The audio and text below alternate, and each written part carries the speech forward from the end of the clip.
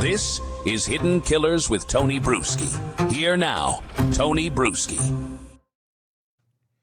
There are cases where the facts are murky, cases where investigators genuinely don't know what happened yet, cases where the information coming out is slow, careful, and consistent because everyone is aligned on what little they do know.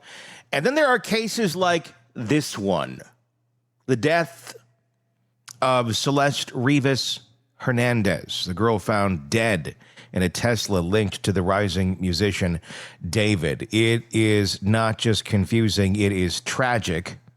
It's not just unfinished, it is, without exaggeration, one of the most contradictory, fragmented, whiplash-inducing investigations that we've seen in a long time. Not because the circumstances are inexplicable, but because the communication around the case is inexplicable. Every day, it feels like LAPD is living in one version of the story, the media is living in another, anonymous sources are living in a third, and the public is left trying to assemble a coherent narrative from puzzle pieces that don't fit together. The result is a case that looks less like a homicide investigation and more like a fog machine, where the smoke doesn't hide the truth, it just obscures the shape of the lies, the half-truths, and the withheld information behind all of it. So, let's break it down. Not the sensational rumors, but the contradictions. Because when contradictions are this significant, when they persist this stubbornly, they're not accidents. They're signs that something deeper is going on. And in a case with this much confusion surrounding it right now, it's not necessarily a good sign. There is confusion everywhere. And I want to start with the contradiction that starts and sits at the foundation of this entire story. What kind of investigation is this? Because depending on which official LAPD statement you read, and what date you read it, and who it comes from, and is it official or unofficial, the case is either a simple death investigation in which a child tragically died and her body was concealed for reasons unknown, or a full-blown murder investigation serious enough that the LAPD went to a judge, laid out their case, and obtained a court-ordered secrecy hold over every single piece of medical evidence. The two lanes do not coexist very well peacefully together.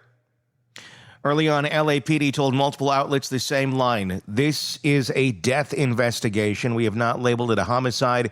We have not identified any suspects. Just a body found in a Tesla at a tow yard. Undetermined cause of death, undetermined matter. That was the public-facing message. But then, quietly, and only because of a court filing later obtained by the Los Angeles Times, out comes a completely different reality. In that filing, Detective Joshua Byers of LAPD Robbery Homicide explicitly refers to the case as an investigation into a murder. Not a possible homicide, not an undetermined death, not a suspicious circumstance, murder. And it wasn't just language. They weren't trying to win a debate or soothe the public. They were trying to convince a judge to seal every single medical record related to Celeste's deaths, the autopsy, toxicology, cause, manner, photos, all of it. And the judge has now agreed. So we have two realities. The public-facing reality. We don't know if this is even a crime. And the courtroom reality. This is a murder investigation. And everybody, all the hands in the cookie jar, trying to figure out what to say when someone asks them a question. Do I say what I know? Do I say what I don't know? Do I say what I think it is? Do I say what it really is, but we're not telling anybody yet? Do I say what we're not telling anybody yet, but what we think it is? Or what do we say? How do these two realities exist at the same time? The answer is poorly. They exist poorly. But that's the through line of the entire case. The facts aren't just unclear. The story is unclear. The messaging is unclear. And the voices telling the story can't seem to agree with each other. Nowhere is that more obvious than the confusion surrounding the condition of Celeste's body, specifically the now infamous frozen body element, which we had talked about with Jennifer Coffindaffer on this show. Sources had been telling NBC4 and ABC in Los Angeles and People magazine, according to those very outlets, that the body had been frozen. Let's talk about this, because now we're getting the police saying, no, the body wasn't found frozen. And that found aspect is the key piece to that statement, because in my opinion, the two can coexist. Frozen body, not frozen body. How? Let's talk about this clearly, because clarity is exactly what the public has not been given up to this point. Early rumors, a sensational tabloid-born kind claim Celeste's body was found partially frozen or even fully frozen. And then TikTok ran within the Tesla.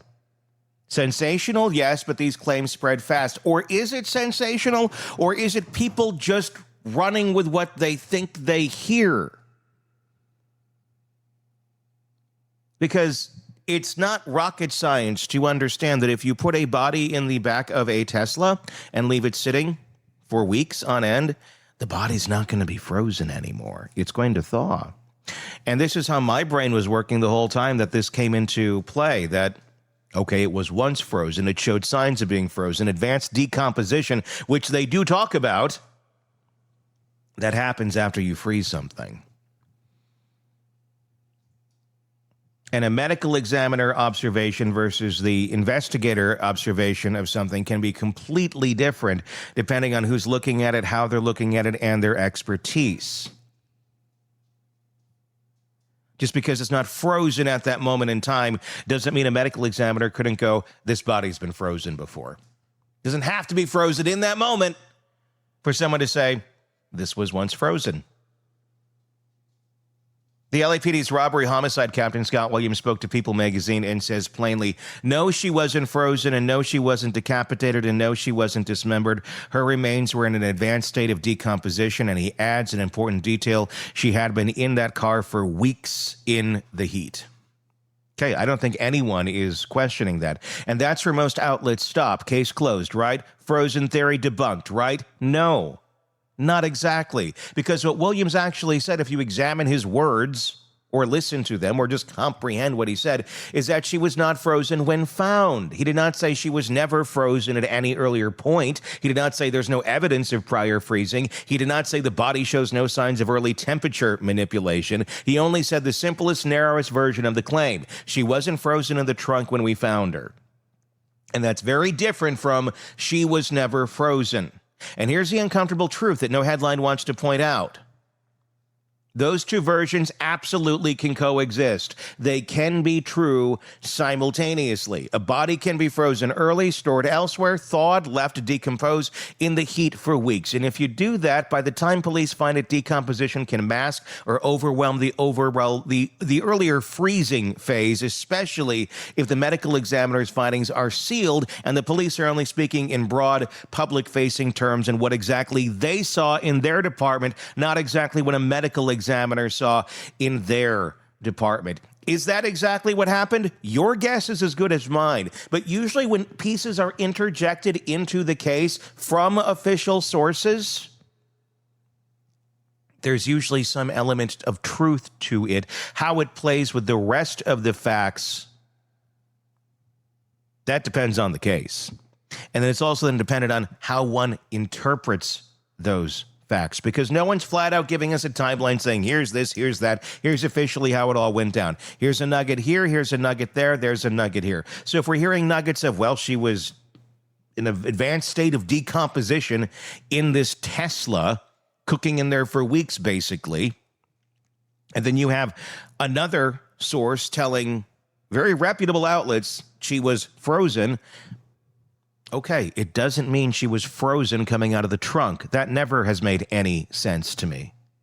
The only thing that's ever made sense to me was that somebody froze her, thought this is a bad idea. Let's throw her in the trunk. Another bad idea.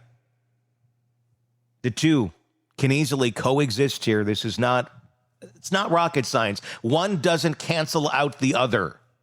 When media outlets claim LAPD debunked the freezer theory, what they're actually doing is oversimplifying a much narrower detail, a denial that applies only to the moment of discovery, not the full timeline of events that preceded it. Again, contradiction, not necessarily between truth and lie, but between what was said and what people think was said. And the theme continues everywhere you look in this case. Let's move to the next major contradiction, the dismemberment rumor. The rumor didn't come from nowhere. It came from tabloids who claim dismembered remains were found in the Tesla. Sensational, sloppy, irresponsible, but common in tabloid land. Then again, Captain Williams clearly denies it. No dismemberment, no decapitation. You would think that settles it. But when People magazine, the very same outlet publishing Williams' denials, publishes a different story, quoting a police source claiming investigators believe David had help dismembering and disposing of the body, it makes people wonder. Let that all sink in. One article says the body was not dismembered. Another article says in the same publication quotes a source saying investigators believe dismemberment did occur. Here's where my mind lines up.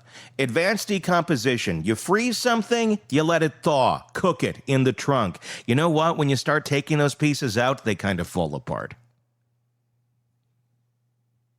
And it wouldn't be crazy for someone with information on the inside who was aware of how the body was found, maybe even saw it, noticed, this body doesn't seem to be quite together.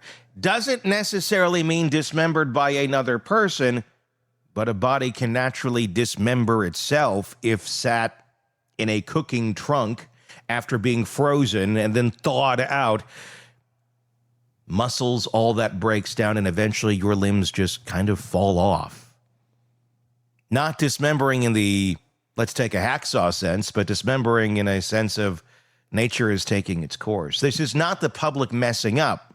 It's not TikTok hallucinating details. It's contradictory information coming out of the same newsroom. Another contradiction. And when we get to the Tesla, now we shouldn't even have to discuss the Tesla in great detail. The car is the crime scene. You would think the type of Tesla would be one of the most basic, undisputed facts in the entire case, but here again, the reporting is all over the place. Some outlets describe it as a Tesla sedan and explicitly say the body was in the front trunk or frunk. Others describe it as a Tesla SUV. Some call it a rental. Some call it personal vehicle. Some say the body was in the rear trunk. Some don't specifically say anything at all. When the crime scene itself can't be consistently described, it's not just sloppy journalism. That's a sign that the official information being handed down is chaotic, imprecise, or deliberately thin. Which brings us to the timeline, one of the most important elements of any suspicious death. LAPD has repeatedly maintained that Celeste's body was in the car for weeks. This phrasing isn't ambiguous.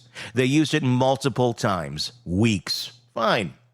But if the body was in the car for weeks, that does not automatically rule out the possibility that she was stored elsewhere first. That does not rule out earlier freezing. That does not rule out being moved between locations. That does not rule out a secondary scene. That does not rule out a delay between death and placement in the Tesla. But the public hasn't been offered any clarity on those intermediate steps. Instead, we get a very simple, very narrow phrase: she was in the car for weeks.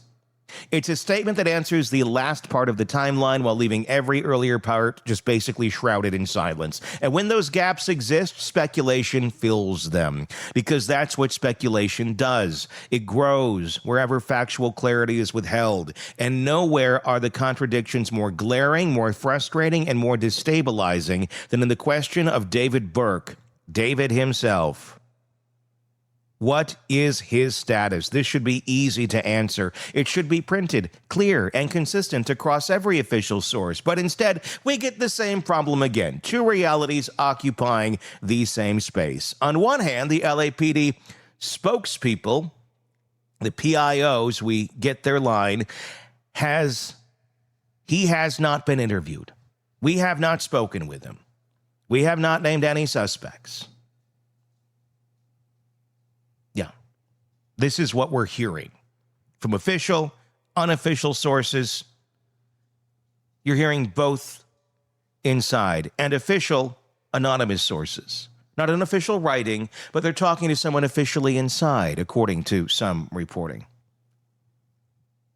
Then from People magazine, quoting Captain Williams of RHD, we get a different message entirely. He's spoken with investigators. He's not been fully cooperative. He is considered a suspect internally. What is it? Some say no interview. Some say he did speak with police. The captain, in some reporting, says he is a suspect. Anonymous police sources say detectives believes he had help moving the body. But other sources say, nah, we don't know if a crime even occurred at all.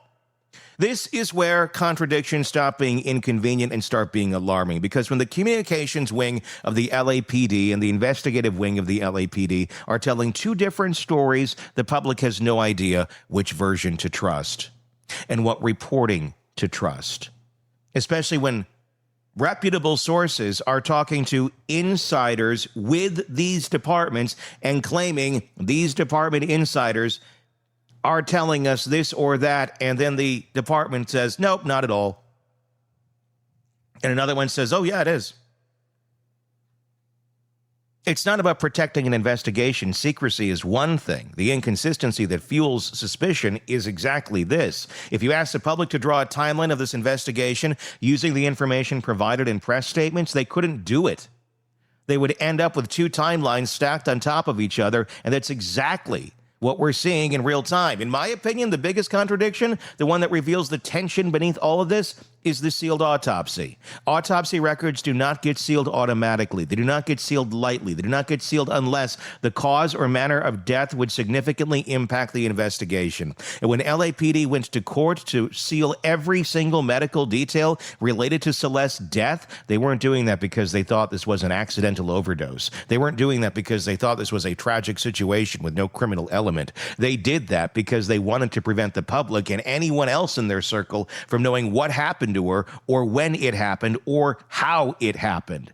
You only seal an autopsy when you're protecting a case. You only seal toxicology when you're protecting a timeline. You only seal manner of death when its release would change the public's understanding dramatically, perhaps too dramatically. So the contradiction becomes undeniable.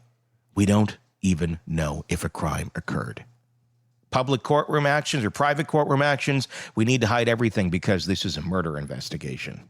These two realities cannot coexist unless the LAPD is trying to walk the thinnest possible tightrope between transparency and strategy, or unless the left hand and right hand aren't talking to each other at all. Either option is concerning. And that brings us to now, the moment where the public is left staring at the case full of conflicting facts, half denials, and uncertainty. So let's step back. Let's ask the question that should have been asked from the start. Why are there so many contradictions?